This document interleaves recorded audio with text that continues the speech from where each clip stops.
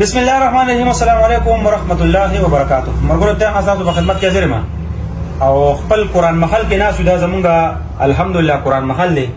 دا دې سره ته زمونږه مرګري تاسو ته هم فایده ټول قران محل دی الحمدلله. د دې هغه ترتیب چې کوم دی د غزوی قران مجیدونه دی او د دې د برکت الحمدلله زمونږ دا ټول کار روان دی. دوی قران مجیدونه د ترازی او د دې جناب بیا د هغه سیستم مونږ برابرو. یو ورور را سره ناشته معزز ورور دی، یو ډېر په درون تکلیف کې روان دي.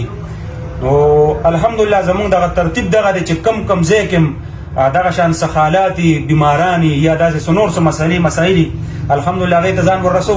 د خپل وس مطابق چې دلته زمونږ څوک داسې فقیران غریبان یتیم پودګي کېږي الحمدلله هم په یو بهترین طریقې سره د هغې هغه بغیر د ویډیو نه د هغې هغه سیسټم مونږ برابر کړی دی او خپل وس مطابق ورته ځان ورسو د هغې سره امداد کوو. الحمدلله دا ترتیب به هم دغه شان رواني هم د دې کیمرې د وجې دغه ترتیب دې ته ورسېدو، د دې فیسبوک د وجې راورسېدو، د دې ملګرو په سپورټ باندې راورسېدو چې کم خلک پرې پوهېږي هغې ډېر ښکلې په پازیټیو او سوچلي چې کم پرې نه پوهېږي اکثره هغې ټک پتو کي الحمدلله چا پسې ګورم نه چا پسې سوچ نه کوو. انشاءالله تعالی دغه ترتیب الله په قدرت باندې روان دی. دا به د الله په قدرت باندې چلېږي. د دې کلامونو دغه برکته باندې زموږ دا ترتیب ټول روان دی الحمدلله او ډېر ښکلې تیزترین طریقې سره روان دی چې نیت صفای تر کومې پورې منزل به انشاءالله اساني. او یو ورور را سره ناست دی زموږ د ګدر د علاقې دی او الحمدلله یو پیره نیم مخکې زه ورغلی یم خو د دې تکلیفونه د دې هغه سیسټم چې کوم دی ډېر زیات انتخابي ګخره یو درد یو تکلیف دی. نو انشاءالله تعالی د خپل تنظیم د طرفه سره سلګ ډېر امداد کوم او انشاءالله روټین کې به کوشش کوو چې را دې سره به امداد کوو. مخ ورته بلر کوم په دې وجه باندې چې ډېر انتخابي معزز دی. نن سبا زمون خلک چې کوم دی صرف او صرف هغه تانو ته یا هغه چې کوم خبرې ترې دي یا یو سړي پسې خبرې کوي صرف هغه خبرو ته ناست دي، نور نه ګوري چې په دې کور کې درد څومره دی، په دې کې تکلیف څومره دی، دا خلک څومره په لړزان دي، د ګټې پکې څومره خلک دي، څومره خلک پکې ګټل کوي، څومره لګښت پکې بیا د خوراک پکې څومره دي. خو صرف هغه خبرې دي چې پلان کې واغشته یا خیراتي واغشته یا دا شو هغه شنو. الحمدلله کم خلک چې مونږ ته رالیږي هغې په مونږ باندې اعتماد دی. الحمدلله زمونږ الله ته غاړه ازاده ده چې دغه پردن روپۍ په روپۍ کور ته الحمدلله رسو.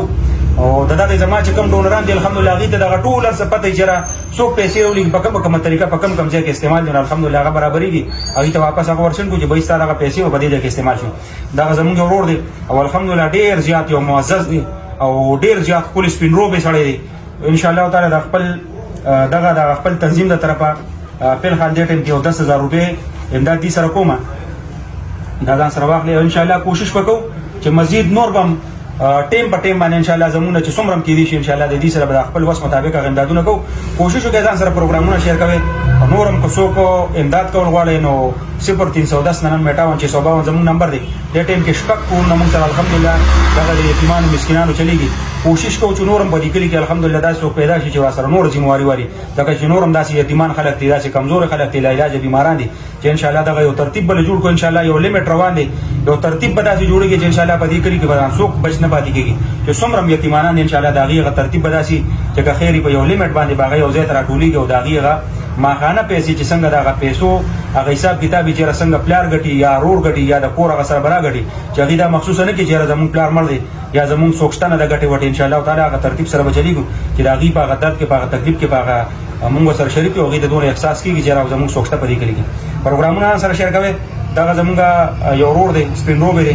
الله پاک دې په خپل رقم او فضل وکړي او الله پاک چې دغه پیسې په هغه ځای په کار کړي چې په کوم ځای کې چې کوم ورور رالېږي.